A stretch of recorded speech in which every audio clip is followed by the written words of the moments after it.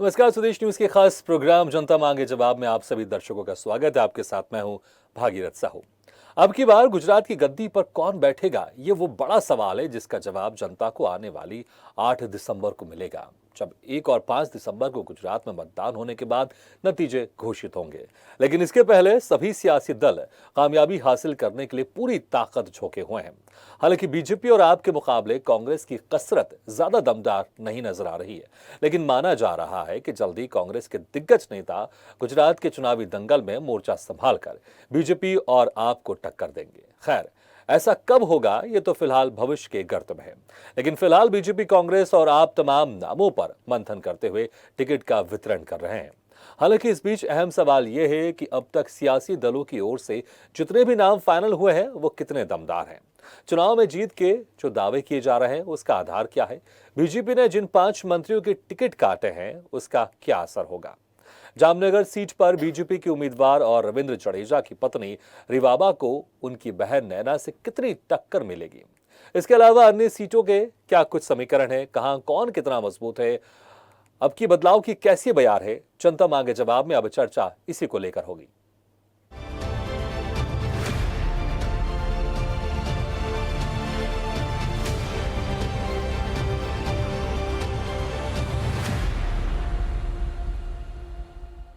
गुजरात में 2.5 दशक से सत्ता में काबिज बीजेपी क्या फिर अपनी सरकार बनाएगी, या आपकी बार कांग्रेस या आप में से कोई एक बीजेपी के विजय रथ को रोकेगी।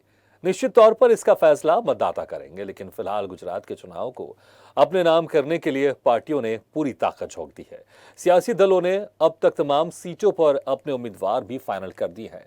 आपको अब जहां 10 से भी कम सीटों पर नाम फाइनल करने हैं, तो वहीं बीजेपी को 22, जबकि कांग्रेस को अभी 100 से कुछ कम उम्मीदवारों के नाम पर मुहर लगानी है। बहरहाल, बाकी बचे कैंडिडेट कब तक फाइनल होंगे और चुनाव रण में किसकी जीत वाला प्रण दमदार है, इसे लेकर विस्तार से चर्चा करें उसके पहले एक रिपोर्ट देख लेते हैं।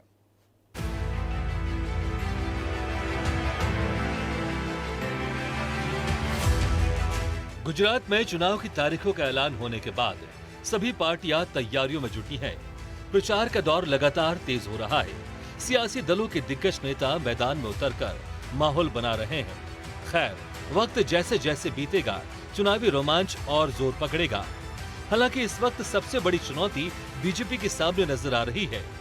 दरअसल गुजरात की सत्ता में भारतीय जनता पार्टी बीते 2.5 दशक से काबिज है। वह इस बार जिस दमदारी के साथ आम आदमी पार्टी मैदान में उतरी है, आपके मुखिया अरविंद केजरीवाल पूरी ताकत के साथ जमकर प्रचार कर रहे हैं। उसने बीजेपी की परेशानी को काफी हद तक बढ़ाया है। हालांकि ये और बात है कि बीजेपी खुले तौर पर आपसे अपनी टक्कर को नहीं मान रही। इधर कांग्रेस भी कामयाबी हासिल करने के लिए बड़ी कवायद में जुटी है। इतना ही नहीं, आप और कांग्रेस का ये भी कहना है कि गुजरात की जनता बदलाव चाहती है, जबकि बीजेपी का कहना है कि गुजरात में कोई सत्ता विरोधी लहर नहीं है। खैर, किसके दावों में दम है और किसके दावे खोखले, ये तो वक्त बताएगा। लेकिन फिलहाल सबकी नजर तीनों प्रमुख पार्टियों के प्रत्याशियों पर है। बीजेपी 160 उम्मीदवारों की पहली सूची जारी कर चुकी है, जबकि कांग्रेस ने अब तक 2 सूची जारी की है, जिसमें कुल 89 प्रत्याशी घोषित हो चुके हैं। वहीं आपकी 14वीं सूची आने के बाद उसके अब तक 174 उम्मीदवारों के नाम सामने आ गए हैं।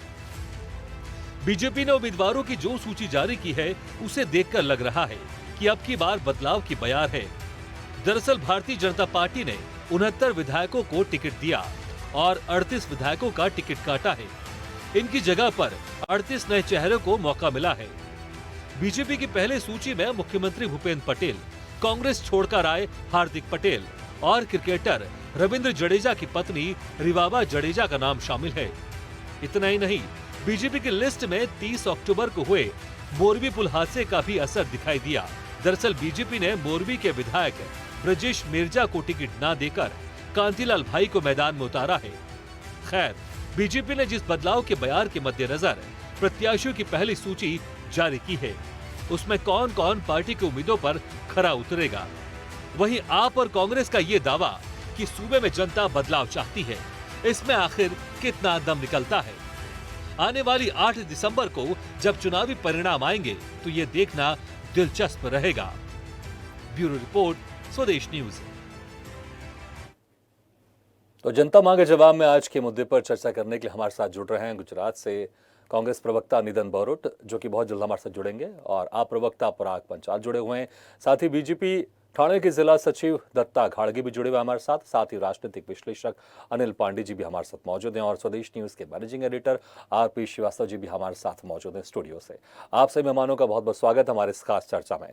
सबसे पहले श्री दत्ता घाड़गे जी, आपके पास आना चाहूंगा, आपसे पूछना चाहूंगा, देखिए अभी तक आप लोग ने 160 उम्मीदवारों के नामों का ऐलान कर दिया, अभी कुछ और मुश्किल से थोड़े बहुत और बाकी जिन उम्मीदवारों का आपको ऐलान करना है। लेकिन अगर हम आपकी बात करें तो वो 74 उम्मीदवारों का ऐलान कर चुके, 174, और कांग्रेस 89।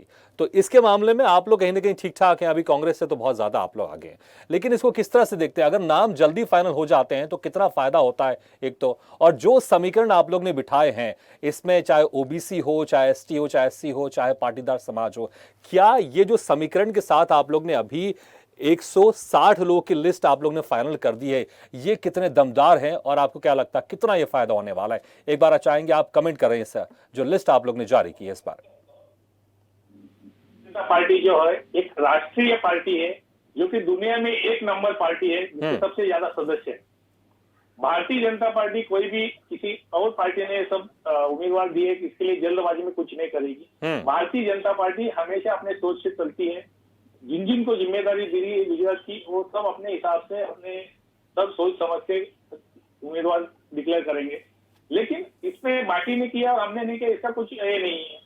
भारतीय जनता पार्टी हमेशा गुजरात में अच्छा काम कर रही है, जो कि हमारे पंतप्रधान नरेंद्र मोदी जी है।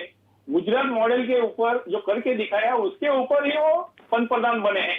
लेकिन बाकी कुछ ऐसा पार्टी का किसी का नहीं है। आम आदमी हो या बाकी कोई भी हो, कांग्रेस हो, मुझे लगता है कि गुजरात में इनका कुछ भी काम भी नहीं है, ना कुछ सीट की भी उम्मीदें हैं। खाली इनका जो दिल्ली में भी आप देखेंगे कि खाली दिल्ली में ये कर रहे हैं, लेकिन मुझे नहीं लगता बिल्कुल कि गुजरात में हमारे उम्मीदवार भी डिक्लेयर होंगे। और मुझे पूरा गारंटी है कि हमारा वापस सरकार जो पिछले एमएलए थे उससे ज्यादा एमएलए आएंगे। लेकिन दत्ता घाड़गे जी, 5 मंत्रियों के आपने टिकट काटे हैं, तो वहीं 38 विधायक है जिनके टिकट भी काटे हैं आप लोग ने।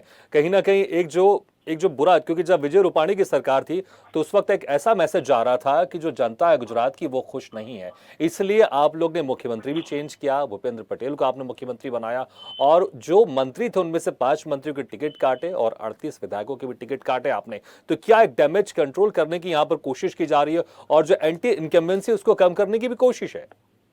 ऐसा बिल्कुल भी नहीं है। आप अगर पिछले इलेक्शन का निकाल के देखेंगे, हर इलेक्शन में गुजरात में 30 से 40% उम्मीदवार बदली किए जाते हैं। आप अगर अभी के जो मुख्यमंत्री है गुजरात के, भूपेंद्र पटेल जी, ये भी अगर देखेंगे तो पहली बार एमएलए बने हैं, उनको मुख्यमंत्री बनाया है। गुजरात का ये सिस्टम है, ग्राउंड लेवल पे जो कार्यकर्ता काम करते हैं। भारतीय जनता पार्टी हर बूथ में हर पन्ना प्रमुख है। तो गुजरात में कैंडिडेट कौन रहेगा इसके ऊपर कुछ नहीं है। भारतीय जनता पार्टी एक ऐसी पार्टी है जिसमें लोग चाहिए, जो अच्छा काम करता है वो कंटिन्यू करता है, जिसका रिपोर्ट अच्छा नहीं है या कुछ नहीं तो दूसरे और एम कैंडिडेट को भी चांस दिया जाता है। इसका मतलब ये नहीं, कैंडिडेट हमेशा आप पिछला अगर रिकॉर्ड निकाल के देखें तो हर टाइम। लेकिन दत्ता घाड़गे जी, देखिए मैसेज तो जनता के बीच में यही जाता है ना, क्योंकि जो मंत्री होते हैं, विधायक होते हैं, यही जनता के बीच में जाके काम करते हैं, इन्हीं के हाथ में पावर होती है। और अगर इनके टिकट कट रहे हैं तो कहीं ना कहीं लोग ने अच्छा काम नहीं किया है, तो जो एक मैसेज जाता है कि उस क्षेत्र में जहां से ये विधायक है या फिर मंत्री के पास जो विभाग है उस क्षेत्र में अच्छा काम नहीं हुआ है, जनता नाराज है, इसलिए उनका टिकट कटा है। देखिए खाली इधर भी नहीं, केंद्र सरकार में मोदी जी ने इस टाइम बहुत से मंत्री चेंज किए। देखो बदलाव होना चाहिए, जो अच्छा काम करे उनको चांस मिलना चाहिए। कुछ लोगों का उम्र की वजह से यंग टीम आनी चाहिए, ये सोच रहेगी। वो निर्णय जो गुजरात के प्रभारी है उनको पास है। लेकिन मैं तो कहता हूँ कि भारतीय जनता पार्टी एक अच्छे सोच समझ विचार करके चलती है, तो बदलाव हमेशा चाहती है, जो अच्छे लोगों को चांस देती है। तो इसका मतलब ये नहीं, आप पिछला रिकॉर्ड निकल के देख लीजिए। ठीक है, तो आप कह रहे हैं कि जो अच्छा होना चाहिए और वही हो रहा है, भले टिकट जिसका भी कटा हो, लेकिन जो मैंने जिक्र किया वो मैसेज जाएगा जरूर।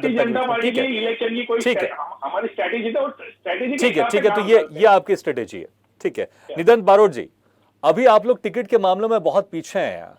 आप सबसे नंबर 1 पर है, उसके बाद बीजेपी है, और आप लोग की जो पार्टी है कांग्रेस की पार्टी, अभी तक सिर्फ 89 लोगों की लिस्ट आप लोग ने फाइनल की। इतना समय क्यों लग रहा है आप लोग? क्या आप लोग सब हिसाब किताब कर रहे हैं कि किस तरह से क्या पर वहां पर बीजेपी किसको कहां पर खड़ा कर रही है, आप पार्टी कहां पर खड़ा कर रही है, क्या उसके हिसाब से आप लोग टिकट फाइनल कर रहे हैं? निधन जी, आपको हमारी आवाज सुनाई दे रही है? चलिए, लगता है कि हमारी आवाज अभी नहीं पहुंच पा रही, हम दोबारा कोशिश करेंगे। पराग पांचाल जी, देखिए, टिकट जारी करने के मामले में, उम्मीदवारों की लिस्ट जारी करने के मामले में आप लोग तो सबसे पहले नंबर पर हैं। 174 लोगों की आप लोग ने लिस्ट जारी कर दी है। क्या समीकरण है? बीजेपी की अगर देखें तो उन्होंने एक भी मुसलमानों को टिकट नहीं दिया, ओबीसी है, एसटी एससी है और पाटीदार समाज है। पूरा एक बेहतर समीकरण बनाया जो भी दिख रहा है लिस्ट पे, कागजों पे। आप लोग की तरफ से क्या कुछ समीकरण है? क्योंकि आप लोग हमेशा विकास की बातें करते हैं, जाति और धर्म की बात नहीं करते हैं। आम आदमी पार्टी पिछले 6 महीने से जिसको भी टिकट दी है, जो पहला लिस्ट बाहर पड़ा वो करीबन 3 महीना हो गया, तो वो लोग वहां से सक्रिय है। उसके बाद रेगुलर इंटरवल पर हमने 10-12, 10-12, 20-20 इस तरह से टिकटें दी। हमारे यहाँ पिछले 5 महीने से दिल्ली और पंजाब से एक टीम है जिसको एलपोक और जेडपोक कहते हैं। एलपोक विधानसभा का इंचार्ज होता है, जेडपोक लोकसभा का इंचार्ज होता है, और वो यहाँ का जो संगठन मंत्री है उससे मिलके पूरा ब्यौरा लेता है कि कौन सा उम्मीदवार सत्ता में लड़ने के लिए कहाँ पे कितना हमारा जोर है, वो हिसाब से हमने सारी टिकटें बांटी है। एक प्रोसेस है पूरा। जब तक मैं बीजेपी की बात करूं, जो साहब बता रहे थे वो बाटा टाइप जो एक ही छपी हुई किताब में बातें, दुनिया की सबसे बड़ी पार्टी है, 11 करोड़ इनके वॉलंटियर्स है। गुजरात में इनके 1 करोड़ 74 लाख वॉलंटियर है। कितने है सर? 1 करोड़ 74 लाख अगर कार्यकर्ता है बीजेपी के, तो हम किसी को इलेक्शन लड़ने की जरूरत ही नहीं है। यही चीज आप पिछली बार भी बता रहे थे कि 150 के पार सीटें आएगी, आई कितनी? 100 के अंदर आई, 99 आई। लेकिन बाद में क्या है, लोग कांग्रेस में से उठा कर ले जाते हैं। आज भी अगर आप इनकी जो लिस्ट जो जितनी इनकी टिकटें डिक्लेयर हुई है बीजेपी की, उनमें से 19 एमएलए जो दीवार फांद के गए हुए हैं कांग्रेस में, उनको दी गई। तो आजकल ये बीजेपी वालों ने ट्रेंड बदला, ये तैयार माल उठाते हैं, बाजार में से तैयार माल उठाते हैं। अभी उनको मेहनत नहीं करनी है। तैयार माल का आप जिक्र कर रहे हैं, अक्सर तो ऐसा कहा जा रहा है कि जिनको कांग्रेस या बीजेपी टिकट नहीं दे रही है, आप पार्टी उनको टिकट दे रही है। नहीं, ऐसा नहीं है। आप उनका तो तैयार माल तो आप लोग ले रहे हैं दूसरे पार्टी से, ऐसा लग रहा है। नहीं, आप हमारे पार्टी में आएगा पहले से काम करता है। मैंने बताया ना, एक प्रोसेस है। प्रोसेस में ऐसा है कि जब हमने गारंटी कार्ड बांटना शुरू किया, जिन्होंने 10,000 गारंटी कार्ड बांटे, यानी कि 10,000 लोगों को कॉल करके उनको डेटा लिया, उनको मेंबर बनाया, ऐसे क्राइटेरिया पे टिकट दी गई है। इसी तरह नहीं है बीजेपी की तरह की ये एमएलए आया गया चलो उठा लो। आज देखिए सर, अखबार पढ़ी है कि इधर एक हलवद तालुका है, वहाँ किसी को टिकट नहीं मिली तो उसने सर मुंडवा लिया। यहाँ गांधीनगर में जिसको टिकट मिली, अब कार्यकर्ता का विरोध है। आज के अखबार में गुजरात का एक हेडिंग देखिए कि खुद नरेंद्र मोदी जी को यहाँ इंटरव्यू करना पड़ा, इनके नेताओं को कहना पड़ा कि भाई आप लड़ो नहीं। पहली बार ऐसा हुआ है कि अब तक तो क्या है, स्क्रीन दबा के रखते थे। मोदी साहब का खौफ था, अमित शाह साहब का खौफ था, लोग बोलते नहीं थे। ठीक है, पहली बार इससे पराग जी मुझे बस एक लाइन में बताइए, आपके जो कैंडिडेट हैं उनका जो सिलेक्शन करने का क्राइटेरिया, बस एक लाइन में बताइए कि जो आपके उम्मीदवार है वो कैसे हैं, एक लाइन में बताइएगा। सर, हमारे उम्मीदवार वो जमीन से जुड़े हुए हैं, जो जमीन से जुड़े रहके जिन्होंने सबसे ज्यादा रजिस्ट्रेशन करवाया है, गारंटी कार्ड वितरण किया हुआ है और उनके पास डेटा है, वो आधार पे उनको टिकट। ठीक है, तो आपने बताया किस आधार पर आपने अभी टिकट बांटे 174। ठीक है, निदान बरोट जी भी हमारे साथ जुड़ गया। निदान जी, इतने पीछे क्यों दिखाई दे रहा अभी आप? निधन जी, इतने पीछे क्यों दिखाई दे रहा आप अभी तक? देखिए, मुश्किल से अब 1 महीना भी नहीं बचा हुआ है, 8 तारीख को रिजल्ट आ जाएगा और अभी तक आप लोग ने सिर्फ 89 उम्मीदवारों की लिस्ट जारी की है। क्या वजह है? कहां पर समस्या हो रही? क्या आप लोग इंतजार कर रहे थे कि बीजेपी लिस्ट जारी करेगी, आप पार्टी लिस्ट जारी करेगी, उसके हिसाब से फिर हम लोग घोड़ा भाग करेंगे, फिर हम लोग अपने उम्मीदवार उतारेंगे? कांग्रेस पार्टी काफी चुनावों में, तकरीबन हर एक चुनाव में कांग्रेस अर्ली टिकट डिक्लेयर करने के सिस्टम में नहीं रही है। गुजरात में भी आप पहले भी चुनाव में देख लो, कांग्रेस ने चुनाव के डिक्लेयर होने के बाद अपनी परिस्थितियों को देखते हुए टिकट डिक्लेयर किए है। आज तक ऐसा हुआ नहीं इसमें पहले हम हो जाए, लेकिन फिर भी इस बार तो ऐसा हुआ था कि पहले 43 कैंडिडेट भारतीय जनता पार्टी के डिक्लेयर होने से पहले ही डिक्लेयर हो चुके। बाकी जो सिटिंग एमएलए थे तकरीबन 60, उन लोगों को तो पहले से बता दिया गया था कि आपको चुनाव लड़ना है। तो मतलब आउट ऑफ 43 प्लस 60 आप समझो तो 100 के करीब ज्यादा उम्मीदवारों को पहले से बता दिया गया था और वो चुनाव के लिए तैयार थे। इसलिए पीछे है आगे है ऐसा कोई मतलब नहीं है। कांग्रेस अपने तरीके से जिस सिस्टम से काफी पिछले चुनावों में भी और अन्य राज्यों में भी जिस तरीके से टिकट डिक्लेयर कर रही है, मैंडेट देती है, उसी सिस्टम से गुजरात के। ठीक है, अच्छा किन लोगों के टिकट कटेंगे और किन लोगों को टिकट दिया जा रहा है, क्या कुछ क्राइटेरिया रखा है आपने? चलिए, लगता है कि हमारी आवाज नहीं पहुंच पा रही निधन जी के पास। हम दोबारा कोशिश करते हैं कि हमारा संपर्क उनसे हो जाए। हम चलते हैं अनिल पांडे जी के पास। अनिल पांडे जी, अभी जिस तरह से पार्टियों ने अपनी अपनी टिकट में उम्मीदवारों के नाम की घोषणा कर दी और इसमें सबसे आगे आप पार्टी है, फिर बीजेपी है और कांग्रेस अभी बहुत पीछे चल रही है, तो पहली बात तो ये बताएगा कि जल्दी टिकट डिक्लेयर करने से, उम्मीदवारों की लिस्ट घोषित करने से कितना फायदा होता है? क्या उससे फायदा होता है या नुकसान होता है? क्योंकि जो दूसरी पार्टी से कांग्रेस की बात करें भी, उसको पता है कि जहां से वो सीट में उम्मीदवार खड़े करने वाली है उनके सामने कौन खड़ा है, तो वो उसके हिसाब से गुणा भाग करके वो अपनी टिकट डिक्लेयर कर सकती है। और जो समीकरण बिठाए गए हैं, अभी जो भी टिकट डिक्लेयर हुआ, उम्मीदवारों का नाम शामिल आए, उस समीकरण में आपकी क्या टिप्पणी है? अनिल पांडे जी। सबसे पहले तो जो गुजरात के अंदर जो सीटें घोषित की गई है, पहले इसको समझने की जरूरत है।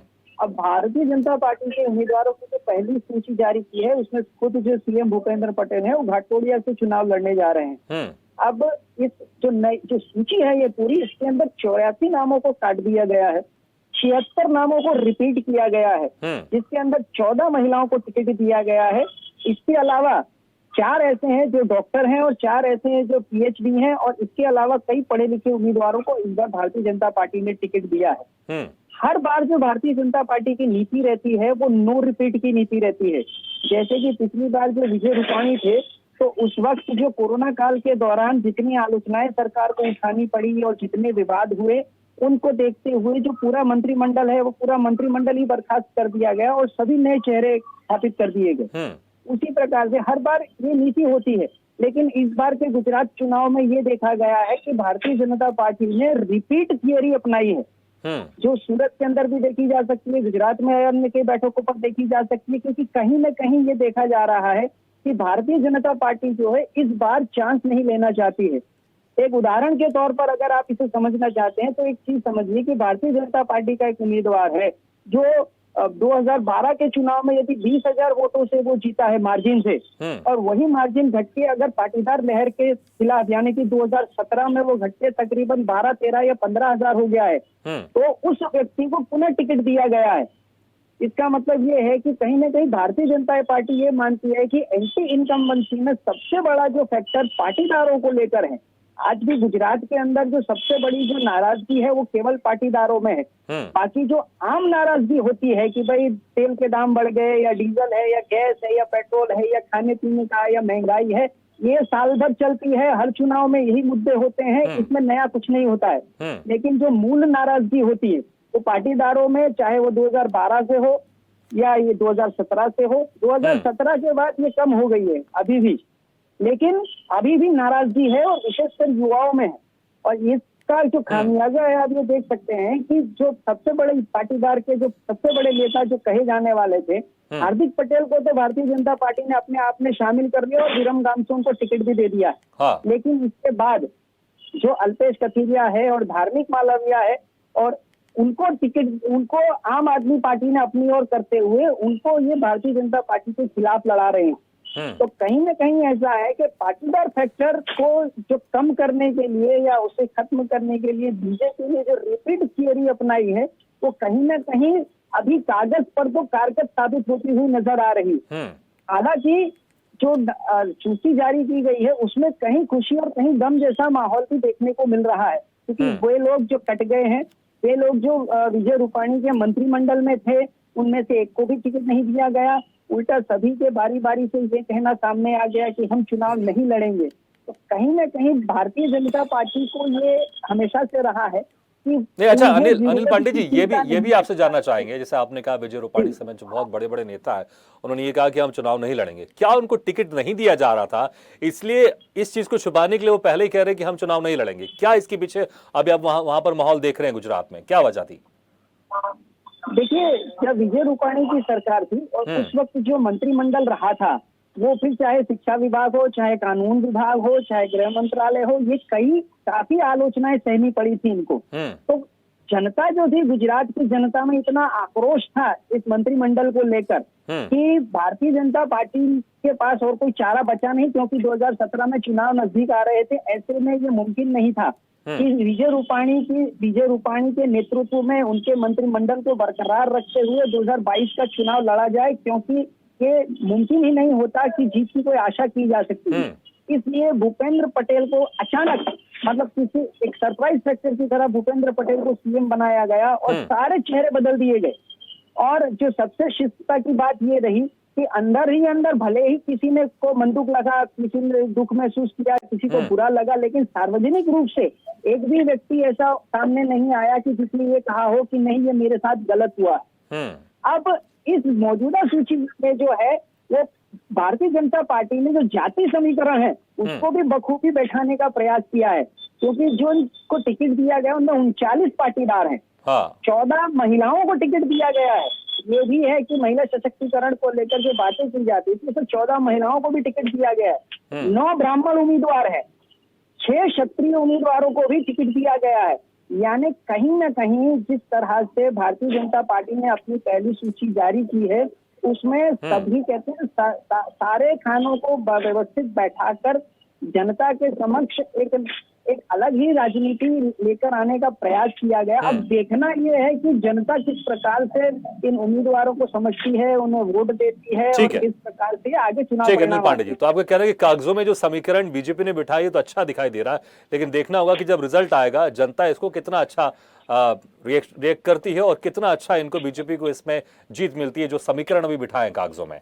ठीक है, आरपी श्रीवास्तव सर, जिस तरह से 38 विधायकों के टिकट काटे गए, 5 मंत्रियों के टिकट काटे गए, और जैसा कि अभी राजनीतिक विश्लेषक अनिल पांडे जी भी कह रहे थे कि इस बार पहले के मुकाबले थोड़े ज्यादा लोग रिपीट किए गए, जो ज्यादा विधायक रिपीट किए गए, लेकिन जो नाराजगी थी गुजरात में जिन विधायकों के ऊपर, जिन मंत्रियों के ऊपर, उनके टिकट काट दिए और वो इस तरह से खुलकर भी सामने नहीं आ रहे। तो अभी जिस तरह से टिकट का ऐलान किया गया बीजेपी की तरफ से या आप पार्टी की तरफ से या कांग्रेस की तरफ से, जो भी बहुत पीछे, इसको लेकर आप जो समीकरण भी सामने दिखाई दे रहे कागजों में, इस पर क्या आप कहना चाहेंगे कि कितने कौन मजबूत है अभी कागजों पर?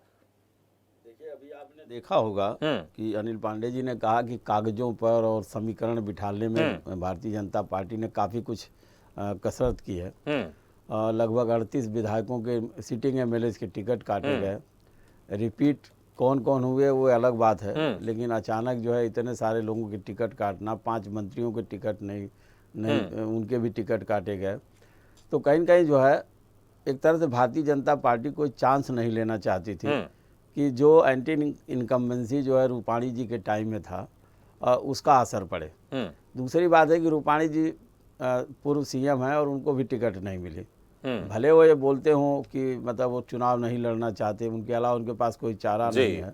और दूसरी सबसे बड़ी बात यह है कि आप देखिएगा कि खास करके गुजरात में कोई ऐसा नेता नहीं है जिसका टिकट काट दो तो आकर के इन 2 बड़े नेताओं के सामने अपनी नाराजगी व्यक्त कर सके। रही बात कुल मिला के पुराने भी देखेंगे, कई जो एमएलए की सीट पर लगभग जो है 70-80 टिकट कटे हैं।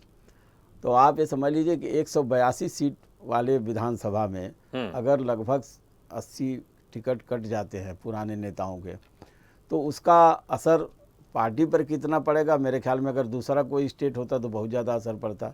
लेकिन ये देखिए इस बदलाव क्यों है, बदलाव करने के पीछे आप जो सबसे बड़ी बात जो है सामने आ रही है कि ये बदलाव एक संकेत है भारतीय जनता पार्टी कि ये अन्य राज्यों में भी इसका असर दिखेगा आने वाले चुनाव में कि कितने लोग सिटिंग एमएलएज हैं, कितने मंत्री हैं, उनके टिकट कट सकते हैं। ये संदेश देने की कोशिश किया है जो है भारतीय जनता पार्टी का हाईकमान, खास करके नरेंद्र मोदी जी और अमित शाह जी ने। और आप एक चीज़ देखिए गुजरात के संदर्भ में कि रूपाणी जी का पूरा मंत्रिमंडल बर्खास्त किया, सारे मंत्रियों को हटा दिया गया सिर्फ इसलिए कि वहाँ पर जो है सरकार की परफॉर्मेंस अच्छी नहीं थी, लोगों में नाराज़गी बहुत थी। तो हमें लगता है कि 2024 का जो लोकसभा चुनाव होने वाला है उसके पहले मोदी जी कोई ऐसा चांस नहीं लेना चाहते हैं जिससे उसका असर उनके ऊपर मतलब लोकसभा चुनाव पर पड़े।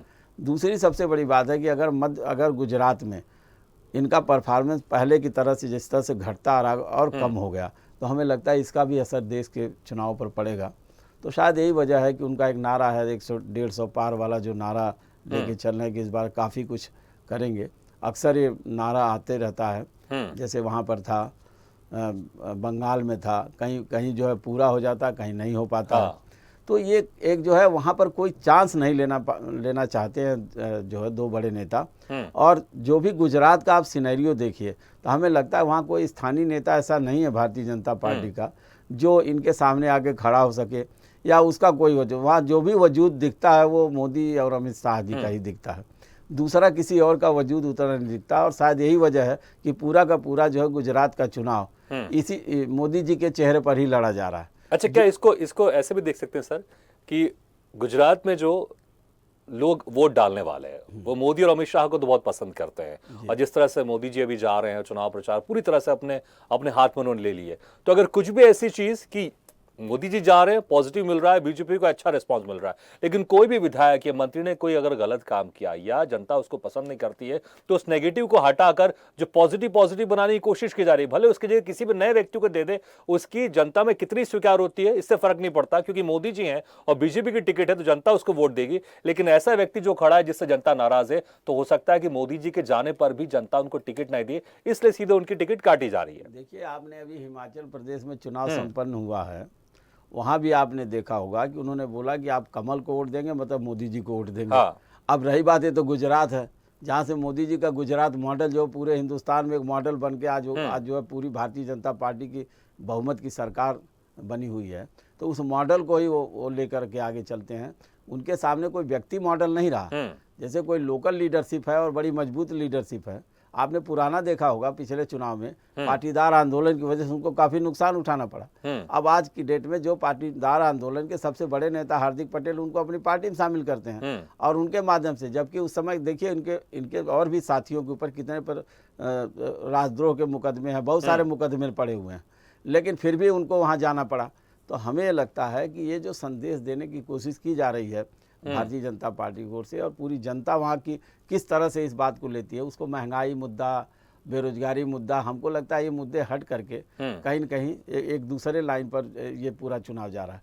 दूसरी सबसे बड़ी बात देखिए, एक भी जो है जहाँ पर करीब 7 या 8% जो है मुस्लिम आबादी है, और ये एक भी टिकट मुसलमानों को नहीं दिया। बिल्कुल, उसका एक कारण ये भी है कि ऐसी स्थिति उत्तर प्रदेश में थी। आप लोकसभा चुनाव देखिए, विधानसभा चुनाव देखिए, आपने वो जो एक हिंदुत्व वाली छवि है, और जो गुजरात जो है एक तरह से प्रयोगशाला भी कही जा सकती है, पिछले 2.5 दशक से वहाँ पर सरकार काबिज है भारतीय जनता पार्टी की।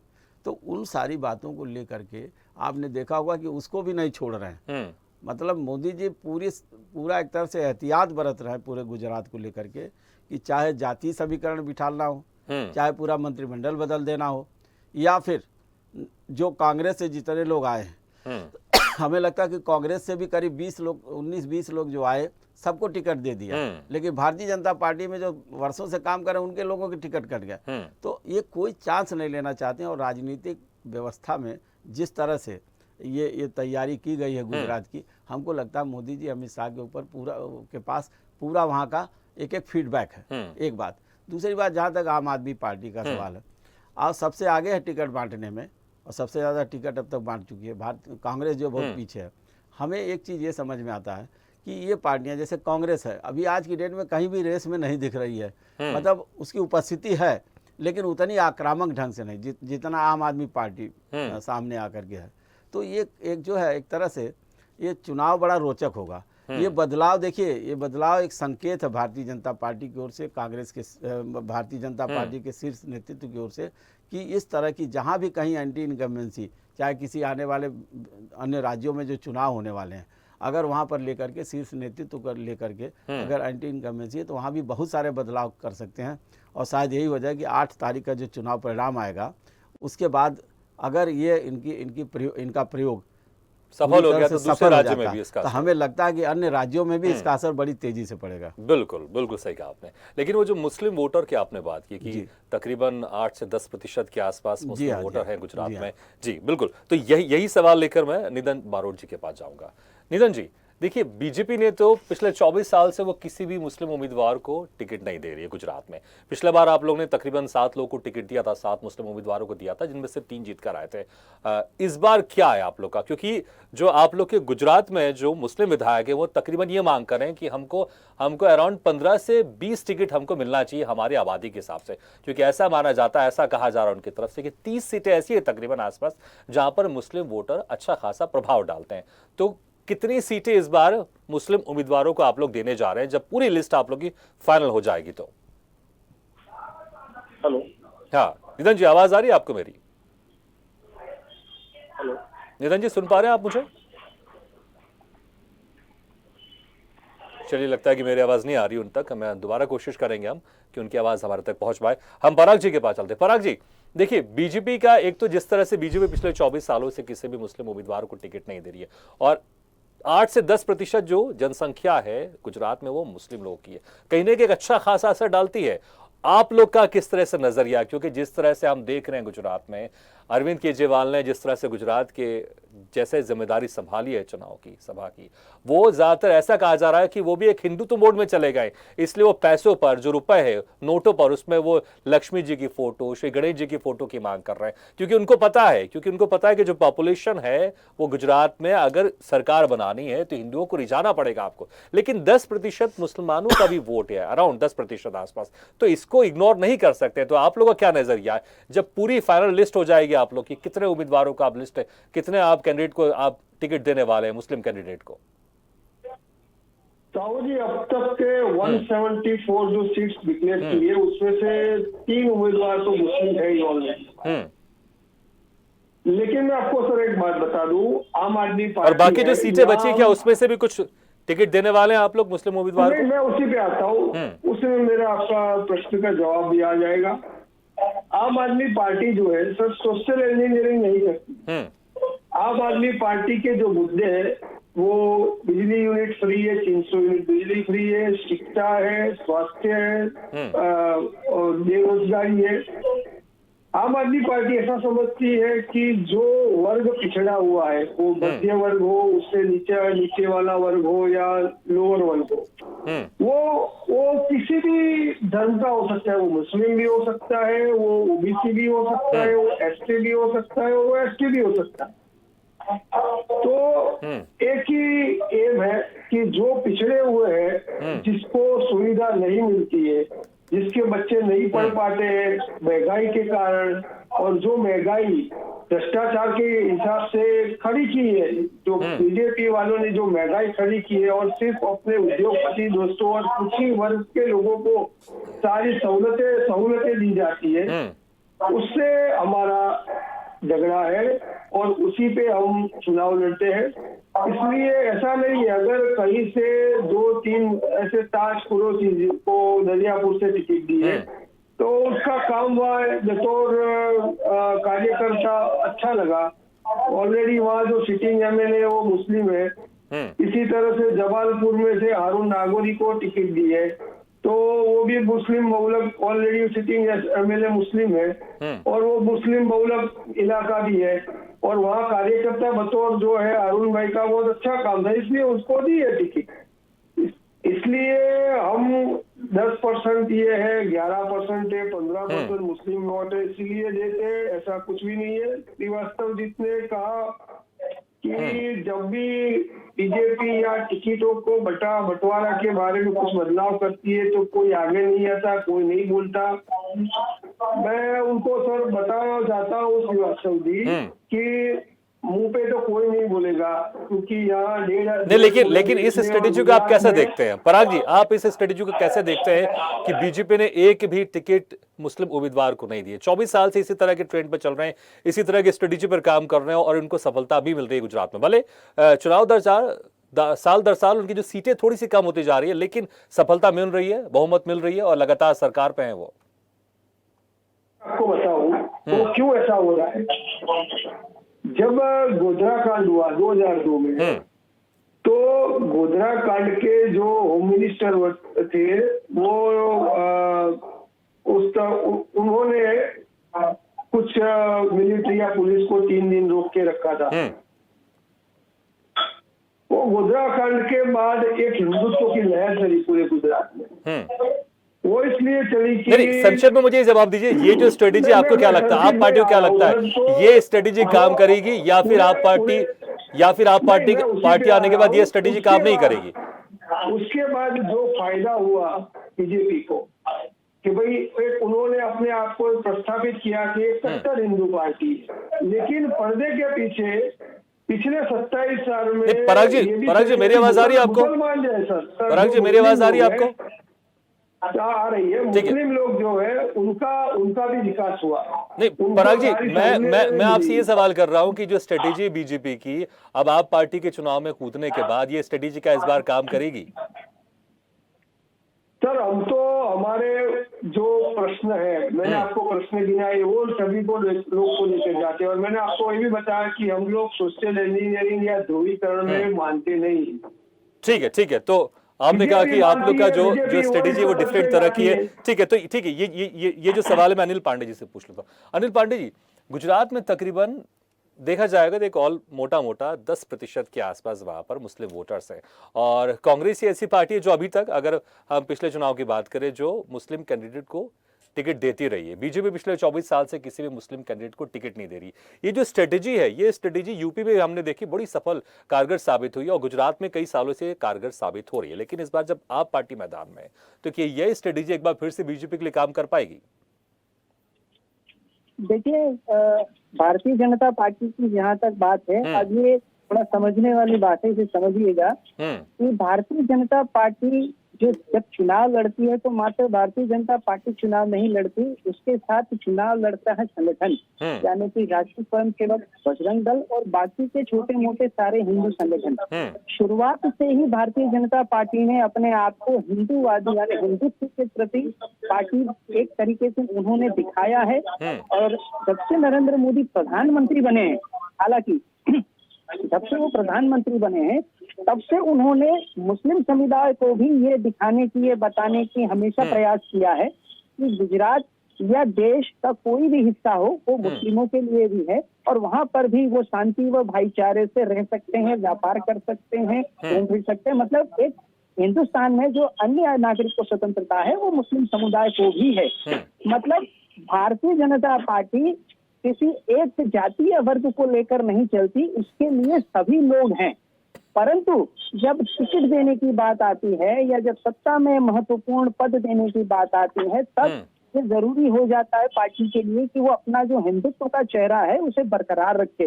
और यही कारण होता है कि भारतीय जनता पार्टी के अंदर आप बहुत कम यानी आप केंद्र के मंत्रालय में देखेंगे तो आपको 2-4 मंत्री शायद मिल जाए, बाकी आपको कहीं पे मुस्लिम कैंडिडेट या मुस्लिम व्यक्ति ऐसा बड़े पद पर देखने को नहीं मिलेगा।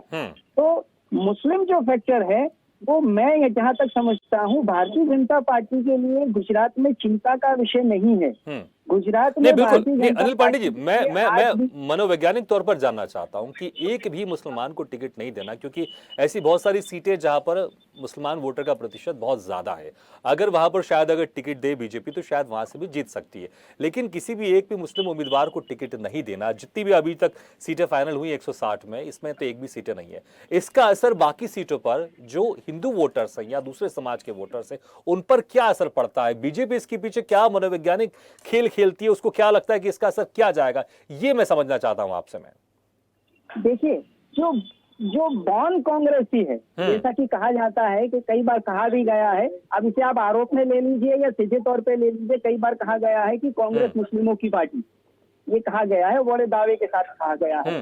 तो भारतीय जनता पार्टी के अंदर जो मुस्लिमों को जो मनाने की बात है, वो जो मना ले जाने वाली बात है ना, तो भारतीय जनता पार्टी के नेताओं में, कार्यकर्ताओं में, ग्राउंड लेवल पे माइक्रो प्लानिंग करने वाले उन जो कार्यकर्ता हैं, उनके अंदर ये खूबी रहती है कि वो केंद्र द्वारा, जबकि अब तो गुजरात में भी भारतीय जनता पार्टी है, केंद्र में भी है, तो प्रधानमंत्री बनने के बाद नरेंद्र मोदी द्वारा मुस्लिमों के लिए, विशेषकर महिलाओं के लिए जितने भी वो कानून लेकर आए या महिलाओं के जो पीड़ा थी उनके उत्थान के लिए जो काम किया और जो कानून पास हुए, उससे कहीं ना कहीं मुस्लिमों को आकर्षित और मुस्लिमों को ये दिखाने का प्रयास किया जाता है कि भारतीय जनता पार्टी उनकी ही पार्टी है।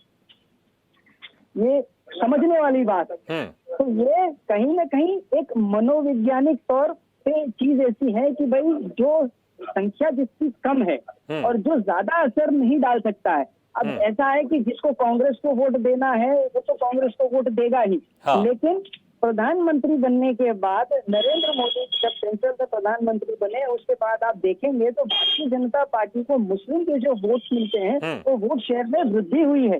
न केवल आप सेंट्रल देख लीजिए बल्कि कई चुनाव जहां राज्य में चुनाव हुए वहां पे आप देखेंगे तो मुस्लिम के अंदर जो पीड़ा थी, जो तकलीफें थी, जिन कानून को हटाना था, जो नए प्रावधान लागू करने थे, लागू करने के बाद मुस्लिम समुदाय है वो भारतीय जनता पार्टी से। ठीक है अनिल पांडे जी, एक लाइन में मुझे इसका जवाब दीजिएगा कि ये जो स्ट्रेटेजी है पिछले 24 साल से चली आ रही कि एक भी मुस्लिम कैंडिडेट को टिकट नहीं देना, क्या ये स्ट्रेटेजी बीजेपी के लिए कारगर साबित हो रही है और इस बार भी कारगर साबित होगी? एक लाइन में जवाब दीजिएगा बस। जी बिल्कुल, ये पिछले 24 सालों से 1995 के बाद जब से भारतीय जनता पार्टी सत्ता में आई है तब से ये कारगर हो रही है और अभी भी ये कारगर होगी और इस बार भी ये कारगर होगी। मैं फिर कहूंगा मुस्लिम जो है वो भारतीय जनता पार्टी के लिए चिंता का विषय नहीं है, चिंता एकमात्र पार्टीदार। लेकिन आपने कहा मनोवैज्ञानिक तौर पर जो बाकी सीटें हैं, बाकी जो उम्मीदवार है, वहां के जो वोटर्स है, उन पर असर इसका पड़ता है। ठीक है आरपी श्रीवास्तव सर, अगर मोरबी की बात करें, मोरबी में जो हादसा हुआ था, पुल हादसा, इसमें कई लोगों ने अपनी जान गंवाई थी और ये चुनाव से पहले एक बड़ा मुद्दा है, इसमें कोई शक नहीं, क्योंकि जैसे चुनावी सभा शुरुआत होती जा रही है, चाहे वो केजरीवाल हो, आप पार्टी हो, कांग्रेस पार्टी हो, इस मुद्दे को जरूर भुनाएगी, इसमें कोई शक नहीं। क्या यही वजह है कि इसलिए वहां से जो मंत्री थे, जो मौजूदा विधायक भी हैं वहां से, मंत्री ब्रजेश मिर्जा, उनका टिकट काट दिया ताकि ये जो मुद्दा है इसको बीजेपी ऐसे पेश करे कि वहां की जो लोकल प्रशासन था, सारा जो ठीकरा था उन्हीं के ऊपर था, राज्य शासन की इसमें कोई गलती नहीं है, इसलिए उसका असर हमारे जो चुनाव हो रहा है, राज्य के चुनाव हो रहे हैं, उस पर इसका असर नहीं जाना चाहिए, इसलिए वहां से जो मंत्री है उनका भी टिकट काटा है, जो मौजूदा विधायक भी है।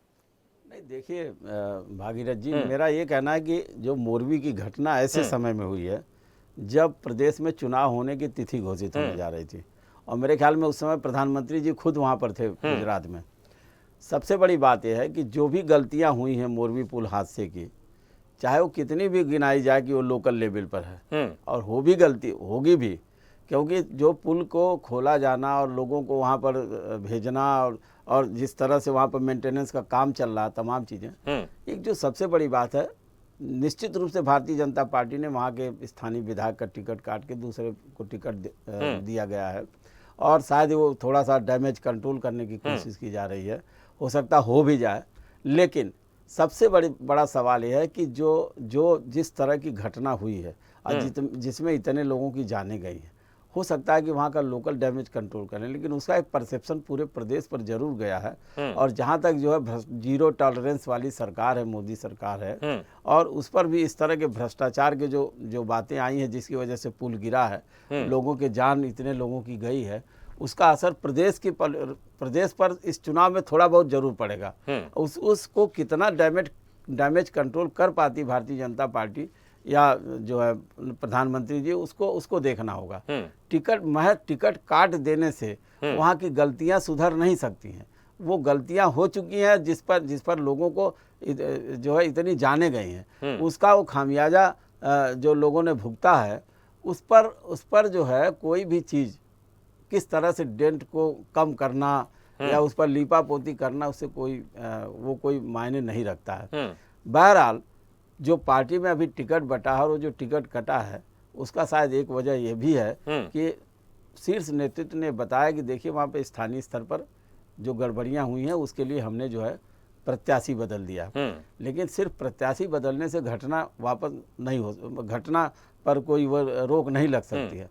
दूसरी सबसे बड़ी बात है कि मोरबी की घटना एक बड़ा मुद्दा है इस चुनाव में, और खास करके वो जो भ्रष्टाचार का एक मुद्दा है कि भाई ये भ्रष्टाचार गुजरात में नहीं है, सारा काम ठीक चल रहा वहाँ तो का ये जो हादसा था मोरबी का, ये भ्रष्टाचार में तब्दील होकर जो दूसरी विपक्षी पार्टी है उसको भ्रष्टाचार का मुद्दा बनाएगी। हाँ, विपक्षी पार्टियां पूरी हमलावर हैं, उस बात को ले आ रही हैं सामने।